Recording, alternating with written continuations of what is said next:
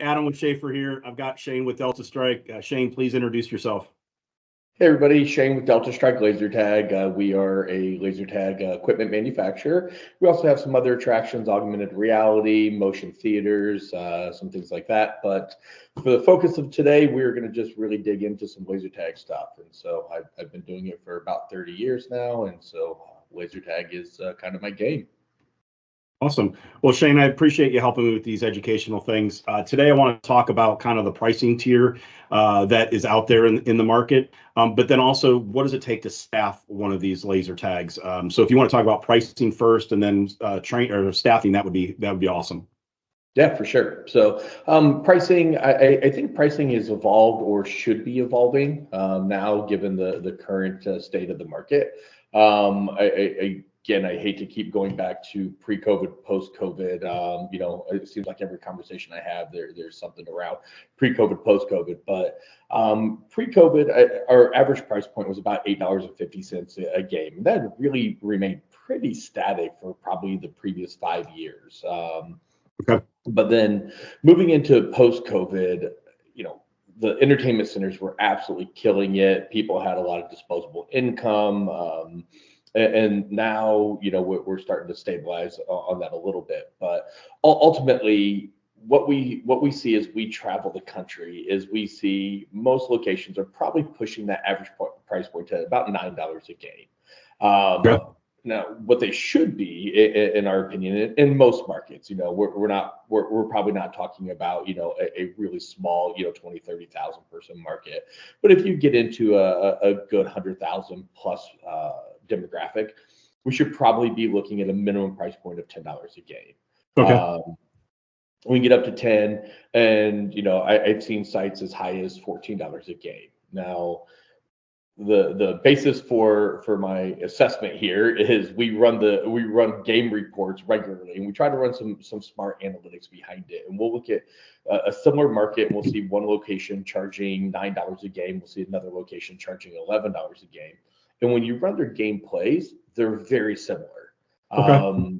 They might be 100 or so games one way or another from each other, but I don't think those are price-driven decisions, Gotcha. those few hundred games. So I think the one thing that we will point out is the locations that are getting that top-tier price point, that $12, $13, $14 a game, those are sites that have really focused in on extending the entertainment minutes in the laser tag experience. Okay. So one of the things that we're all doing is we're looking at what the cost per minute for the entertainment is, and when we get into laser tag, it's really about 50 cents a minute. So in order, 50, 75 cents a minute. So in order to get that extended or that upper price point, we really need to make that briefing investing time part of the experience. Okay, gotcha. That could be as simple as the operator that's in there, being more theatrical about it, not just, hey, here's a video, hit play and go. They could have some all the way through fully interactive and immersive briefing rooms that the video is synced with lights and sound, and Oh, wow. it's a full experience. And once you invest in that kind of experience, then you can obviously start to charge for it. So what I'll say is, if you do ever want to get to that top tier price point, you really need to focus in on how do we make that experience longer, more interactive, and not just, hey, here's some rules, and then you go and you play the game handles itself. Right. You need to make the whole thing more over the top. Okay. That's awesome. And then in today's day and age, what does staffing look like? How's that fitting into laser tag? Kind of walk through what's needed to get the laser tag staffed.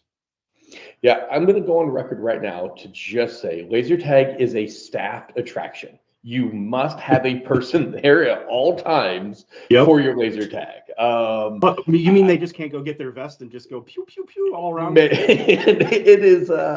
It seems it's one of those things. I tell my kids all the time. I'll chalk this up to the things I never thought I was going to have to say to you. But yeah, we need somebody in there. We're sending 10-year-old kids into a dark room and telling them not to run. The first thing they're going to do is they're going to run. They're going to beat up the equipment. They're going to get injured. If we don't have somebody in there controlling the chaos, you're going to open yourself up for a liability suit. Good. So have somebody in there. Now let's talk about the operational side. Yeah.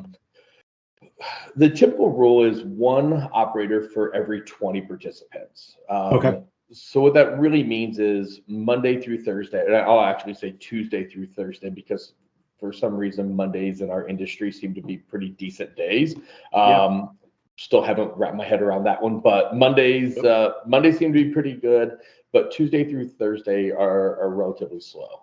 So during those times, you can normally get away with one attendant, and realistically, you could probably have somebody running double duty as long as they're not mission critical in another area. So if there is a game of laser tag, they can dedicate the 15 minutes to see that group from start, monitor the game, get them out, and then they can go back to whatever. So, a floater style position.